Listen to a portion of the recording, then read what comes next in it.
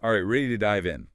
Today, we're tackling an interview with Dr. Jordan Peterson, the one he did on the Iced Coffee Hour YouTube channel. Oh, yeah, I saw that one. It was packed with big ideas, right? Absolutely. Intelligence, truth, meaning of life. He really went for it. I was really impressed with how he connected all those different ideas. Me too. It really made you think about, like, the whole human experience. Yeah, sure. Let's start with intelligence. Always a good one to spark some debate. Right. So, Peterson, he's been tested with an IQ in excess of a 150. Dives right into what that actually means. Yeah. And it's really interesting because he's very quick to point out that a high IQ doesn't mean you're like a master of everything. Right, right. He even uses himself as an example, says he's not like particularly great at math. Which kind of challenges the common idea that intelligence is just one thing. Exactly. Yeah, Peterson's more into this idea of multiple intelligences, like different ways to be smart. Like different strengths and limitations. Yeah, exactly.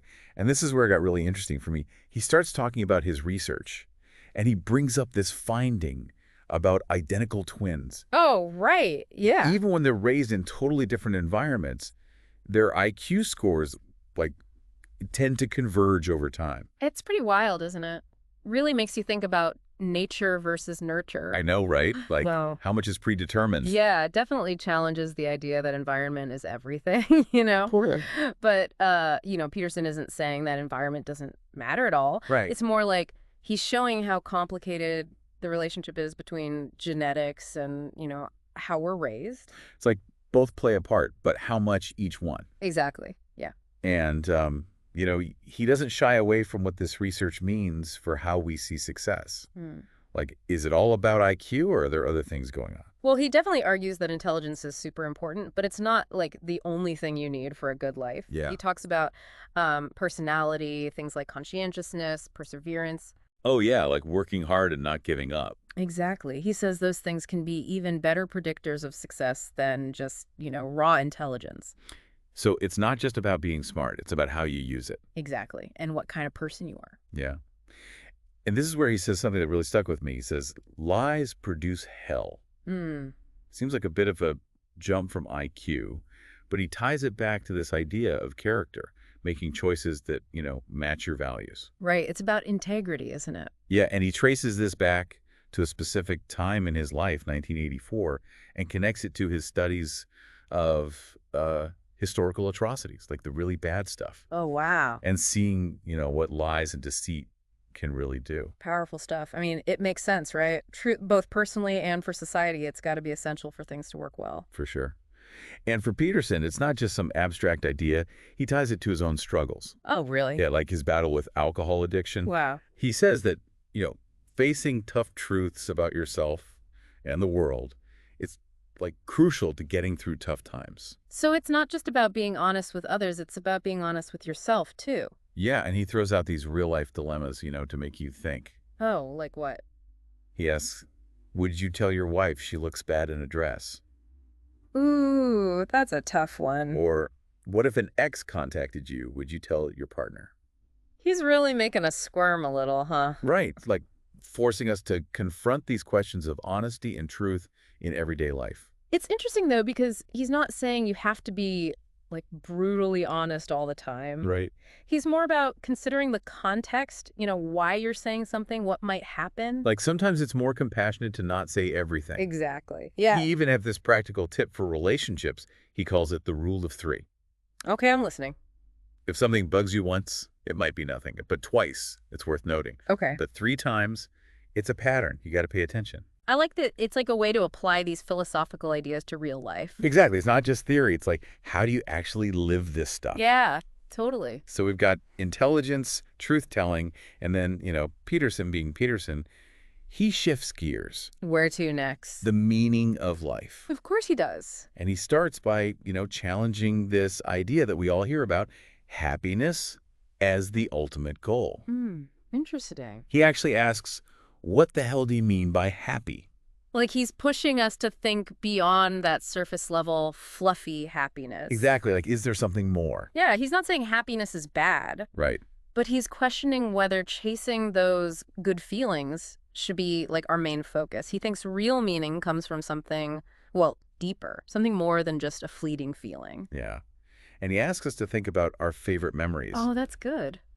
Are they just purely happy, or is there more to it? Yeah, like, was there a challenge involved? Did you overcome something? Exactly. That's what makes those memories so meaningful. It's like he's saying, if you're always chasing comfort, you might be missing out on the experiences that really matter. Yeah, totally.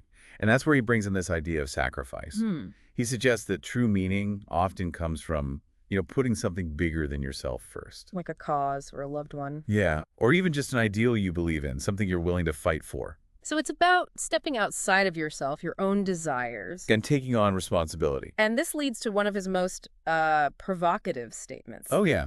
Which one? You don't grow up till you have kids. I can see how that would be controversial. But what he's getting at, I think, is that real maturity often means putting someone else's needs before your own. Like making sacrifices for their well-being. Exactly. And while he uses parenthood as an example, I don't think he's saying that's the only way to grow up. Yeah, there are other ways to cultivate that sense of responsibility, right? Absolutely. Like caring for an aging parent, dedicating yourself to a cause. Even pouring yourself into a creative project that, demands everything you've got. Exactly. It's about finding something bigger than yourself to care for. And this leads to another interesting idea, this social regulation of sanity. Okay, what's that all about? He says, and I quote, "We need others to tell us when we're being idiots." He's not wrong, but it's not exactly what you want to hear, is it? Right, but I think what he's highlighting is the importance of, feedback and accountability. Like, we need people in our lives who will be honest with us, even when it's hard. Yeah, to call us out on our BS. Yeah, and to help us see our blind spots, because we can't always do it ourselves. And he even takes it a step further. He says, you can't be mentally healthy if your wife is miserable. Wow. It's like a reminder that our well-being is tied to our relationships. Yeah, if there's constant conflict or unhappiness, it's going to affect us. Absolutely. So we've covered intelligence, truth-telling, meaning of life, social connection, and then Peterson throws us a curveball. Oh. He starts talking about his own personal journey, Oh, interesting. growing up in poverty, achieving success, and what wealth means to him. It's always fascinating to hear that side of things, you know? Yeah, to see him as a person, not just this, intellectual giant. Right. And he shares this detail about his art collection. Oh, yeah. It's mainly Soviet propaganda art. Wow. It's unexpected. It's not that he supports the ideology, he's just fascinated by how it mixes truth and lies to get a certain effect. It's like he's always trying to understand things, even the dark stuff. Yeah, he's got this constant curiosity. Sure. And then he starts talking about Peterson Academy, his online education platform. Oh, right. I've heard of that. And this isn't just another online course website. What's different about it? He describes it as top professors teaching what they're most passionate about, super high production quality. And get this, all for an affordable price. Really? Yeah, it's like he's trying to disrupt the whole education system. It sounds ambitious. And his motivation is really interesting. What is it? He talks about wanting to find, the 10,000 smartest young people in the world. Wow. The ones who might not have access to traditional education. You know, like breaking down barriers. Exactly, and giving them the tools they need to succeed. That's a pretty big goal. It's clear this is more than just a business for him. It's like a mission. Yeah, a way to contribute something positive to the world. I like that. And, he even hints at some, quote, revolutionary ideas he's not ready to share yet. Ooh, now I'm really curious. What do you think he's got up his sleeve? I don't know, but it sounds like he's ready to shake things up. This is just the tip of the iceberg with this interview. I know, right? There's so much more to unpack. What stood out to you most from this first part? I think it's how he challenges us to really grapple with these big questions. About intelligence, truth, meaning. Yeah. And the nature of a good life. He's not giving us easy answers, is he? No, he's making us think, pushing us to confront some uncomfortable truths. Which is probably what we need, honestly. I agree. We'll continue our deep dive into this amazing interview with Dr. Jordan Peterson in part 2. Can't wait to see where he takes us next. Me neither. Picking up where we left off, that idea of social regulation of sanity that Peterson talks about. Yeah. I think it's really relevant right now, with everyone in their own little bubbles online. Right. It's easy to just surround yourself with people who agree with you. Exactly. And Peterson's saying that's not really healthy for us. Yeah, we need to be challenged to hear different perspectives. And he uses this kind of funny analogy. What's that? He says, you can't be mentally healthy if your wife is miserable. Right, I remember that. It's blunt, but it makes you think. It does, because it shows how connected we are. Our well-being is tied to the people around us. Yeah, if there's constant negativity in your relationships, it's going to spill over into everything else. For sure. Yeah. And this brings us back to that idea of truth-telling, which Peterson sees as so important. Yeah, he really believes that being honest with yourself and others is key to a good life. And he's not just talking the talk. He shares his own struggles with this. Right, he's really open about his past battles with alcohol addiction. It's pretty brave of him to be so vulnerable like that. It is. And it makes his message even more powerful because you realize he's not just some perfect guru. Yeah, he's been through it too. He's had to face those hard truths about himself. And he says that facing those truths is how you grow, how you get through tough times. It's like you can't really move forward until you acknowledge what's holding you back. Totally. Okay, so let's talk about meaning and sacrifice. Right. Peterson uses this really cool image to describe personal growth, this idea of Jacob's ladder. Oh, yeah, I like that metaphor. It's like you're climbing up. Each rung represents a new challenge, a new level of understanding. But there's catch, right? There is.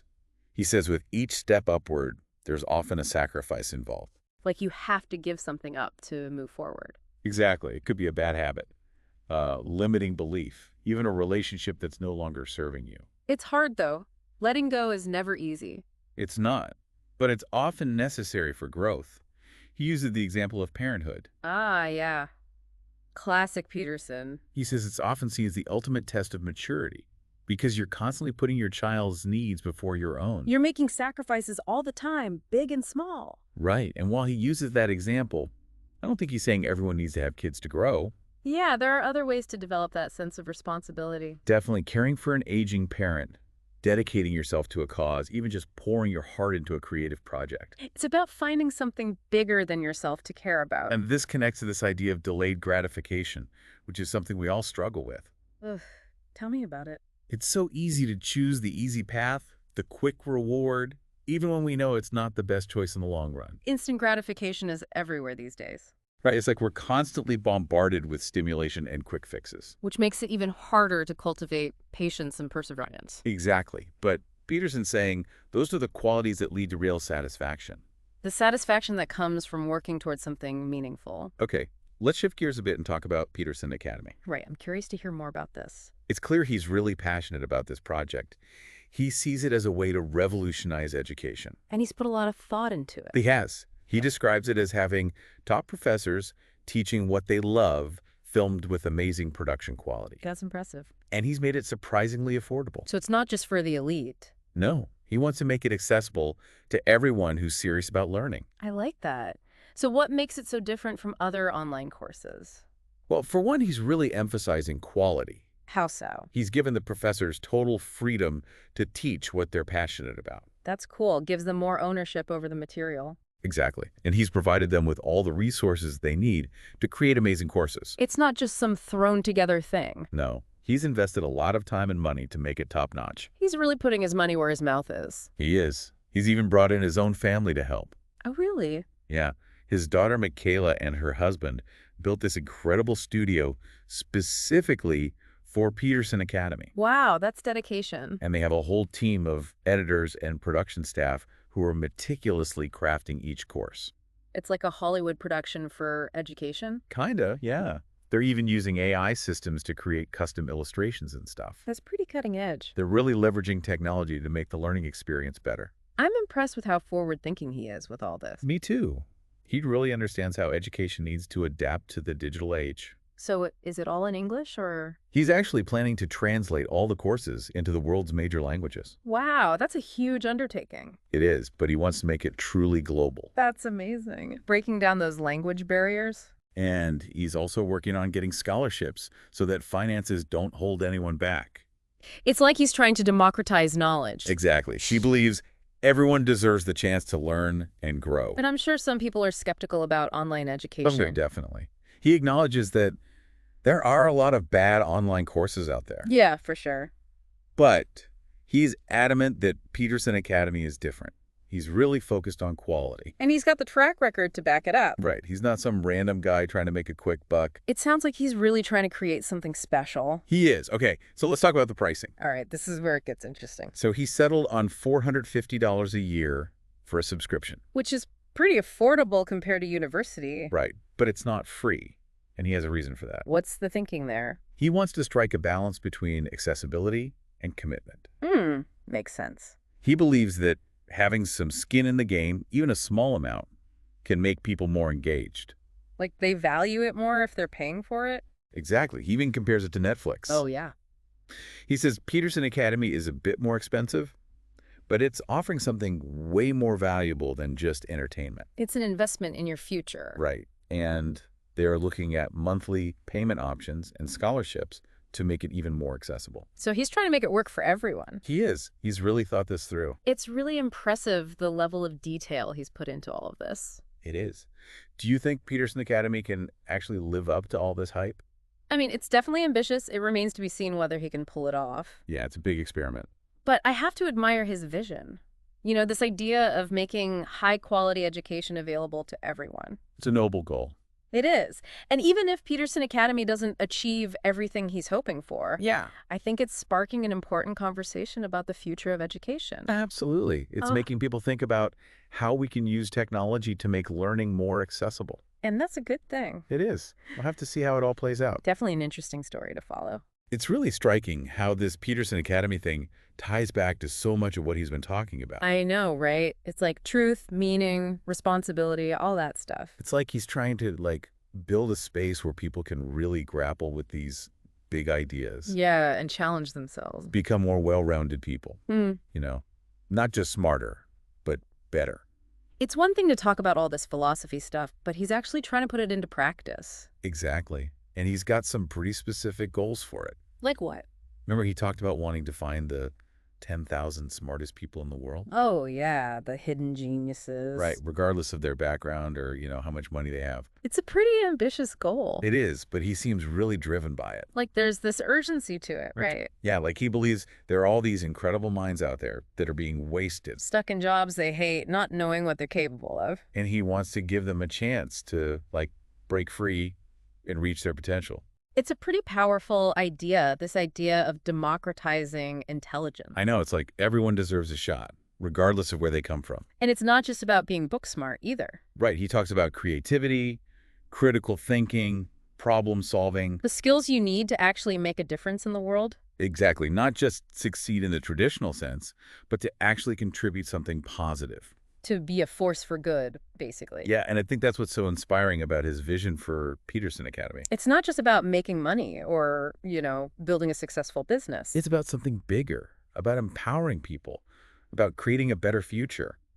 And one of the things that really stood out to me was this idea of having skin in the game. Oh, yeah, the fact that he's charging for it. Right. It's not free, which is kind of counterintuitive. You'd think making it free would make it more accessible, right? Totally. But he's got a different philosophy. He thinks that having to pay something, even a small amount, makes people value it more. Like they're more invested in the learning process. Exactly. And they're more likely to actually stick with it. It's like that saying, you get what you pay for.